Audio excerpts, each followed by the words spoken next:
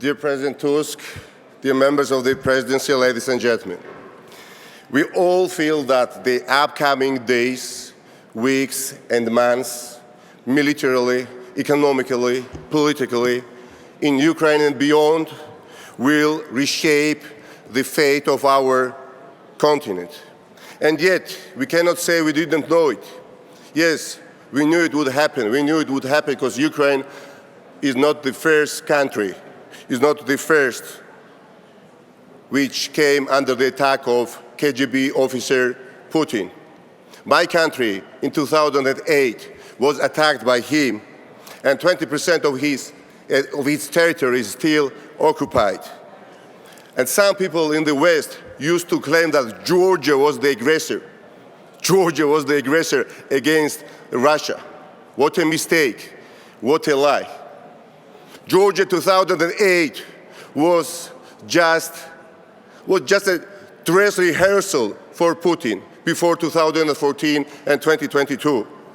And why was the West so deaf? Why was the West so blind? Why do some Western leaders still today show reluctance to call a dictator, to call a spade after all? I believe this lack of realism and sometimes of courage leads to consequences that are just tragic. Ukraine, but Georgia too. A narcissistic, Gazprom-type oligarch has captured the Georgian state institutions and treats and sees the country as his private property.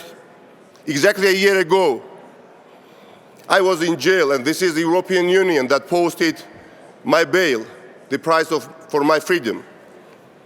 But however, I plead guilty to be the voice of those who believe in a European and democratic Georgia, guilty to defend the victims of the government politically motivated justice.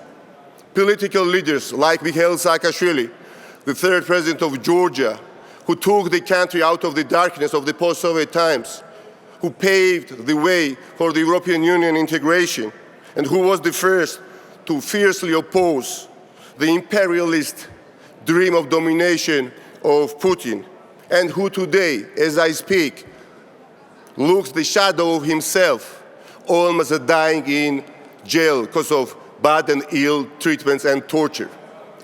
Opinion leaders like Nika Gvaramia, head of the main independent TV channel, recently jailed for just being too vocal against an oligarchic regime. Without an exaggeration, he's being jailed just for being too vocal against the regime. Guilty to represent my fellow citizens who feel ashamed not to see their government embracing the wave of support for Ukraine and the Ukrainians. And finally, I plead guilty to refuse to see my country fall on the dark side of the new Iron Curtain promised by Putin. President Tusk, you and me and some others in this room know the cost of Russian domination. No life, no future, no hope. So, more than ever, we Georgian people want Europe. We need Europe to stand by us to defeat the state capture. We want Europe because we still dream about freedom, about shared prosperity, about peaceful future. We call on the European Union to open its door to Georgia.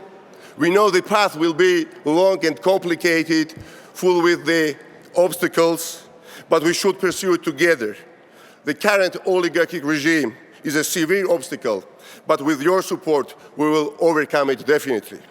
There are some, more than some, to say the least, people who would like us to see stop fighting for the European Union. But we will never cease to fight for the European values. We will never flee, and we will never flow. Thank you very much for your attention. Thanks a lot.